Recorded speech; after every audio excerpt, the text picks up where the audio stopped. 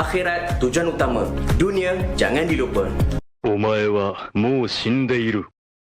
何？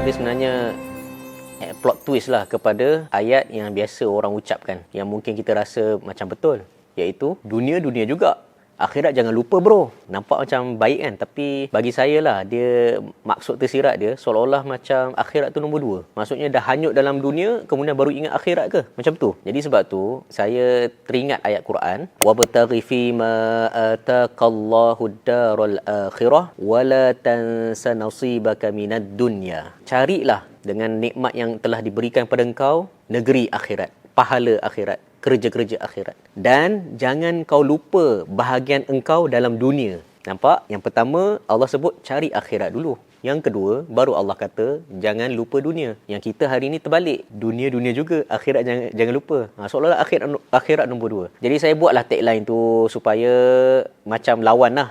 Sepatutnya akhirat juga, dunia jangan lupa. Ini juga selaras dengan kalam hikmah, kalam orang-orang bijak pandai. Ad-dunya mazra'atul akhirah.